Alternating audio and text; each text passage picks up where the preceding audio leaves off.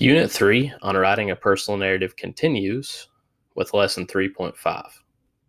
And this lesson is on word choice and how word choice is important to making a personal narrative that is both interesting and detailed. Our goals for lesson 3.5, our I can statement says, I can choose descriptive and precise words for my narrative. Our essential question has changed to say, how do I write a personal narrative? As we begin to get into the big writing points for writing that personal narrative. Our directions for this lesson, you'll be presented with 4 boxes to fill with words. Use the following slides to find a list of words to fill those boxes in with, and try to find some words of your own.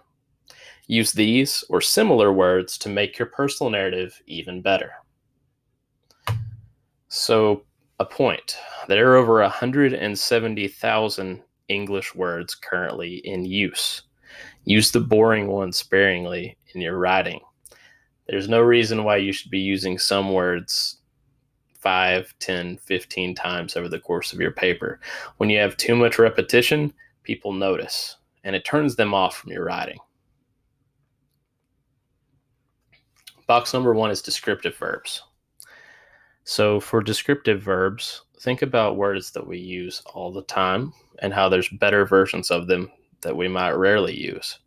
So for example, instead of using the word walk, maybe you stumbled somewhere, or you crept somewhere, or you strode.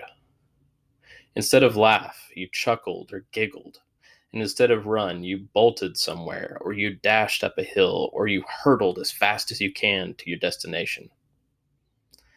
Think of something slamming, or thundering, or humming, or someone lecturing, or shuffling cards.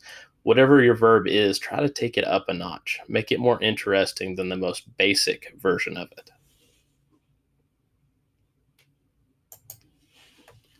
Next up for box number 2, we have descriptive adjectives. Try your best to be descriptive and don't use the same words over and over.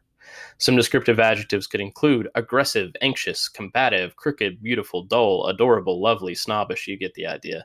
Look at the list and choose several of those, at least 5 or 6, to put within your box for descriptive adjectives you might use within your personal narrative.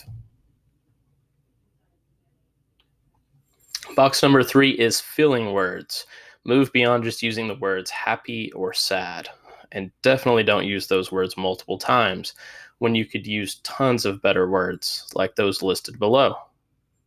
Instead of happy, you could use words like joyous, delighted, ecstatic, satisfied, sunny, merry. It doesn't mean that you can't ever use happy or sad, just be sparing with it. Next up, box number 4 says words to replace said. And you'll see in the graphic next to it a whole lot of words that would replace the word said. If you use the word said 20 times in your paper, it will get so repetitious that people will notice and not like your story quite as much. Instead of saying something, you insisted it, you explained it, you cried it out, you blurted it out, you shouted it out. Whatever it is, use something besides said over and over and over.